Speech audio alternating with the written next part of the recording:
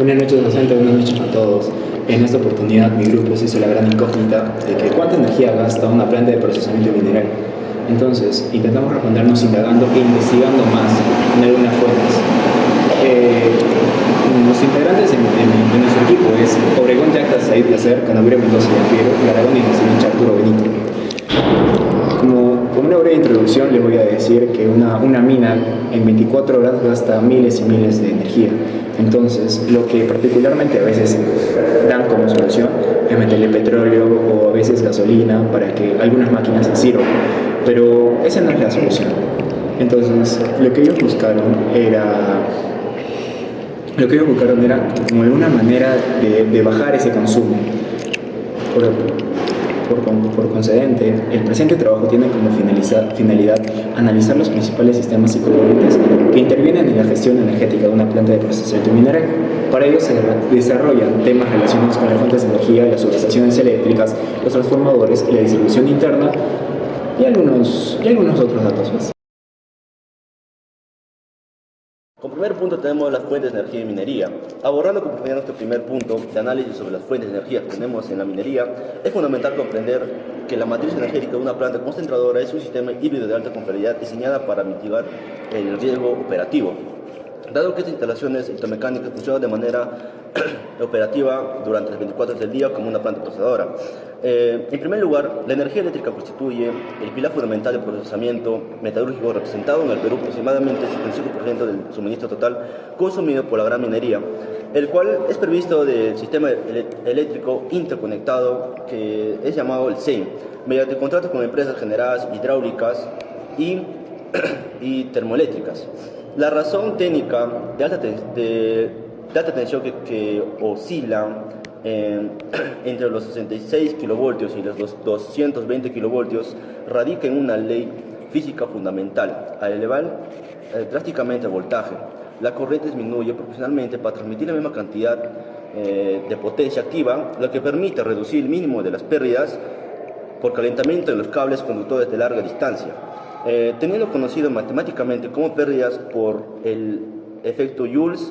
En segundo lugar, esta matriz complementa con el uso estratégico de combustibles fósiles, destacando principalmente el diésel de grado industrial empleado no solo para la combustión interna, sino para las flotas móviles pesadas de acarreo y para la perforación en el Tajo, sino también en los bancos. También lo utilizamos para los bancos de grupos electrógenos de emergencia que actúan en barra colectora para mantener energizados los sistemas críticos de la planta, como la agitación continua en los expresadores de relaves, para evitar que el lodo dense se aísle y se solidifique catastróficamente. En caso de que ocurra este caso, tenemos que hacer una interrupción imprevista del SEIM. En paralelo, el gas natural licuado o comprimido se destina de forma exclusiva en los procesos térmicos de alta temperatura dentro de la planta concentradora, tales como los quemadores, los hornos rotatorios para el secado final del concentrado de cobre o zinc o del oro, la reactivación del carbón en los electros y la fundición, debido a que poseen un costo mucho más accesible para tener una eficiente por unidad térmica británica, y genera un impacto ambiental considerablemente menor en emisiones de dióxido de azufre si se le compara con el petróleo.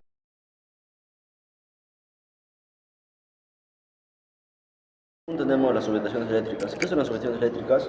Las subestaciones eléctricas en planta constituyen la puerta de entrada y el núcleo central de maniobra, donde la potencia masiva proveniente de la línea de transmisión del SEI es interceptada, acondicionada y dirigida bajo estrictos estándares de seguridad hacia los bloques de carga de la operación.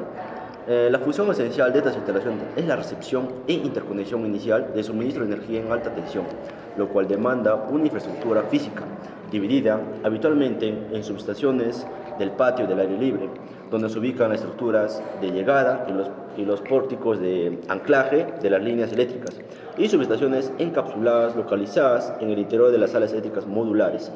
Estas salas interiores son infraestructuras críticas diseñadas como entornos herméticos, climatizados y sometidos a un sistema de presurización positiva constante con el objetivo tecnológico de impedir el ingreso de partículas de suspensión de polvo mineralizado o la humedad que esto pueda dañar nuestro procesamiento de mineral. Ahora hablemos sobre los transformadores eléctricos en planta.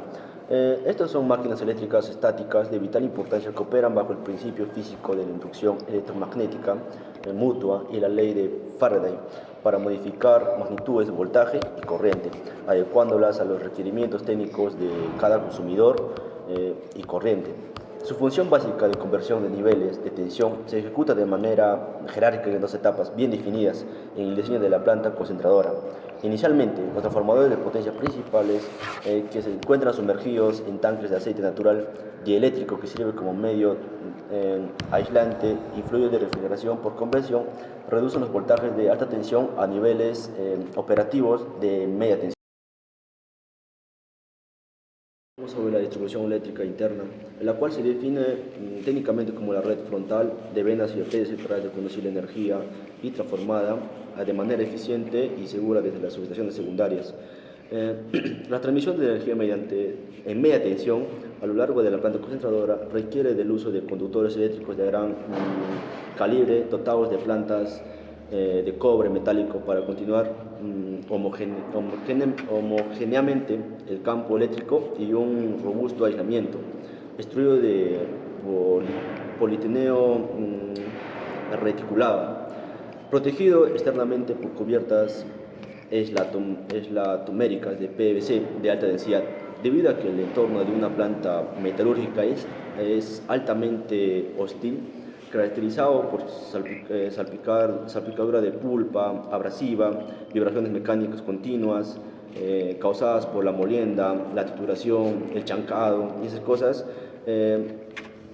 Podemos percibir derrames de reactivos como los santatos.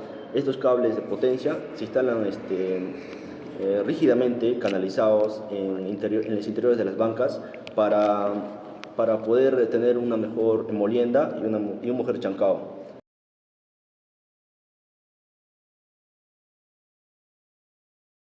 Motores eléctricos de alta tensión.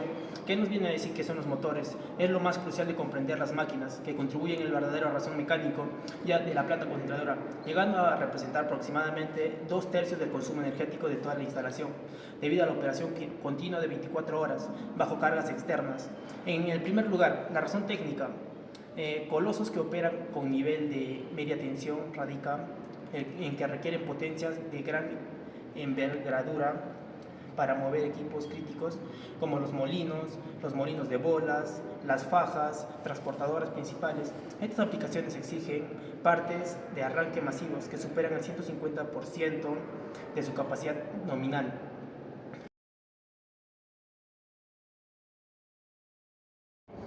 Continuando con el tema 6, que es el consumo en el chancado, es fundamental entender que esta etapa representa el primer establón mecánico en la reacción del tamaño del mineral en bruto, caracterizándose por la demanda potencia altamente variable y sujeta a fuentes típicos de consumo eléctrico, debido a las propiedades físicas del material.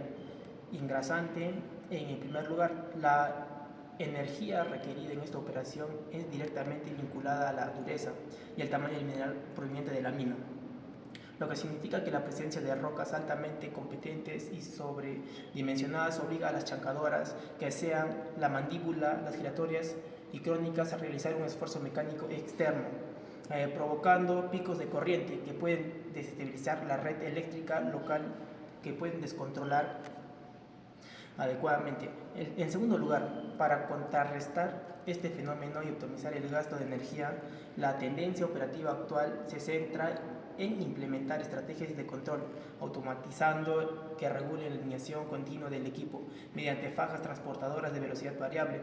Esto evita los arranques frecuentes bajo carga y los periodos de marcha en vacío, donde la máquina sigue encendida, consumiendo energía pero sin provocar el material, logrando estabilizar la curva de demanda eléctrica.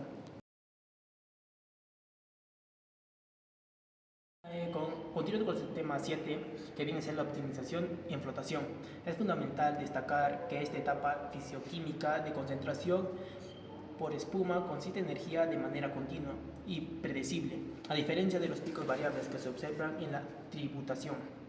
Concentrado de manera eléctrica en la agitación de las pulpas y suministros del aire comprimido. En primer lugar, la eficiencia del proceso de ahí está ligada al diseño, tamaño en las celdas de flotación, donde la tendencia tecnológica moderna se orienta firmemente hacia la implementación de celdas de gran volumen, superiores a los 300 o 600 metros cúbicos.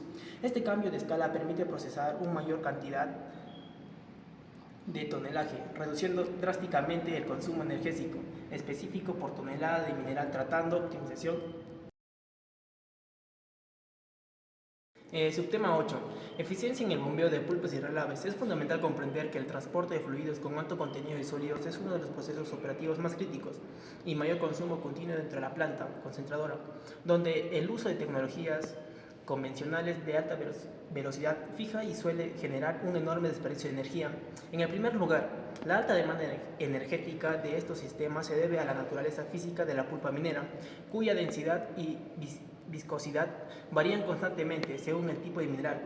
Las bombas centrífugas convencionales están dimensionadas para peores escenarios operativos, que son máxima carga, lo que provoca que cuando el flujo disminuye se tenga que restringir el paso mediante válvulas mecánicas. Gracias. Continuando con el subtema 9, sistemas de control energético, es fundamental comprender que las plataformas tecnológicas de automatización actúan como el cerebro supervisor de la planta concentradora, permitiendo recolectar datos en tiempo real, estadísticas y generar diferentes estructuras. Ahora, pongámonos a pensar que las máquinas antiguas demandan mucha energía, por lo que optan por comprar nuevas máquinas, pero así gastan un poco del presupuesto.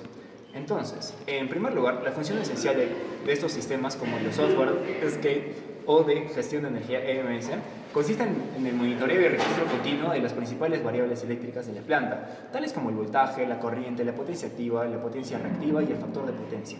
Esto permite detectar de manera inmediata cualquier desviación, anomalía o consumo fantasma en salas eléctricas.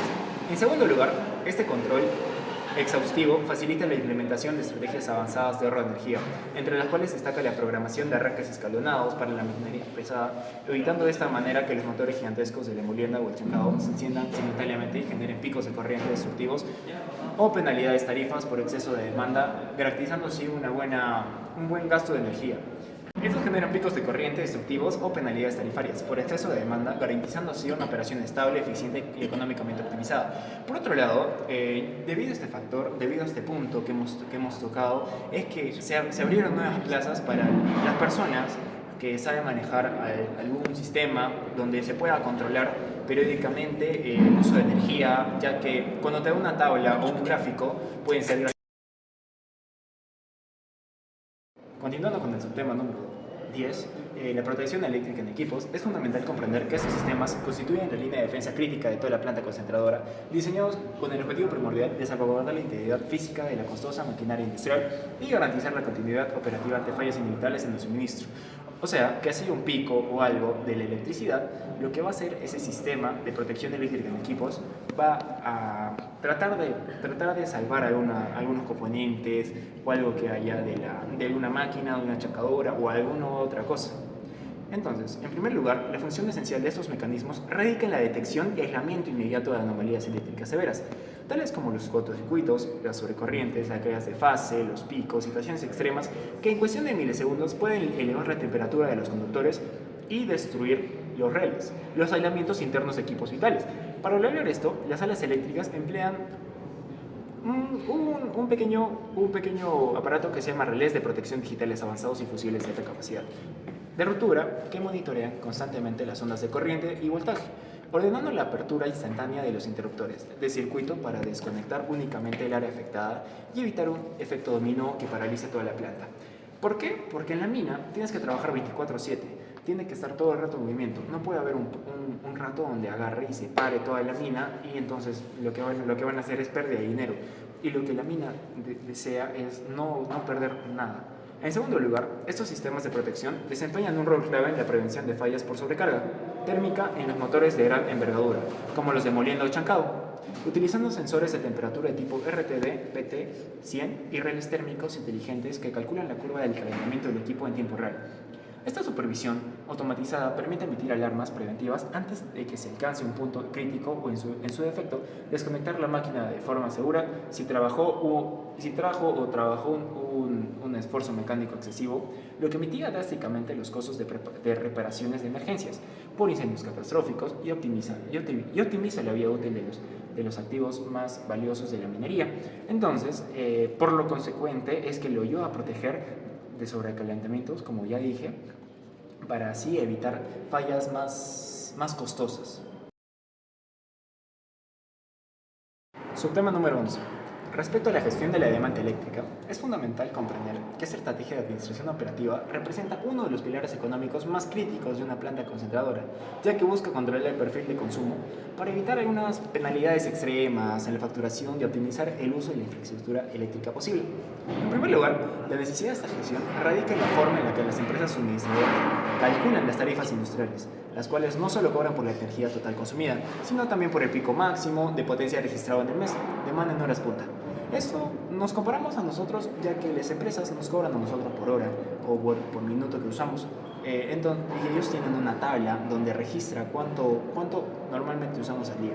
Pero ellos les cobran también por el pico máximo, o sea, hasta dónde puede llegar, digamos, si una máquina está rota, a cuánto puede llegar esa energía que está desperdiciándose, entonces eso es un pico máximo. Si la planta arranca maquinaria pesada en momentos de alta saturación de la red, superará la potencia contratada, activando cargos de penalización severos, que pueden elevar el costo del recibo eléctrico en un 30% más. En segundo lugar, la estrategia clave para optimizar esta variable se basa en el aplanamiento de la curva de carga mediante el desplazamiento de consumos y el uso de tecnologías de automatización, lo que permite reprogramar las actividades secundarias o de mantenimiento de alta demanda para realizarlas exclusivamente en las horas de menor costo tarifario, horas fuera de punta, logrando reducir los costos fijos del proyecto minero sin sacrificar los niveles de producción metalúrgica. Ellos no quieren parar la mina, tiene que seguir, aunque sea un poquito, pero tiene que seguir, ya que así ellos van ganando un poco y ellos van ganando. Continuando con el subtema número 12, impacto ambiental de consumo energético. Es fundamental comprender que la huella de carbono y la sostenibilidad de una planta concentradora están íntimamente ligadas a la eficiencia de sus procesos y a la naturaleza de su matriz de suministro, siendo imperativo mitigar las emisiones para garantizar la licencia social y ambiental de la operación. En primer lugar, la huella de carbono asociada al proceso mineral está determinada principalmente por las fuentes de energías térmicas y eléctricas utilizadas, la quema directa de combustibles fósiles como el diésel, gas natural o carbón para generar calor en hornos o mover flotas pesadas libera a la atmósfera ingentes volúmenes de dióxido de carbono, CO2, y otros gases de efecto invernadero que aceleran el calentamiento global. Podemos ver un claro ejemplo, como lo hace Cerro Verde, pero Cerro Verde en estos momentos, en estos años, en estos tiempos, está ayudando a mejorar eso, ya que crea diferentes plantas de procesamiento de agua para que se pueda procesar y para darnos a nosotros, o hace pequeñas campañas para tener áreas verdes, o etcétera de cosas. Entonces, en segundo lugar, los beneficios tangibles de esta migración hacia matrices energéticas impactan de forma positiva en el desempeño y perfil socioambiental de la empresa, ya que reducir sustancialmente las toneladas de CO2 emitidas por cada tonelada de mineral refinado, la mina no solo cumple con los estándares regulatorios nacionales y los tratados climáticos internacionales, sino que también mejora su reputación frente a inversionistas, organismos fiscalizadores y comunidades locales, facilitando la obtención de certificaciones de sostenibilidad y asegurando un financiamiento económico mucho más accesible. Entonces, la mina en estos tiempos está ayudando a reducir la contaminación, dando también algunas campañas, como ya dije, de concientización, o van a colegios a hablar sobre que tienen que reciclar y varias otras cosas. Gracias.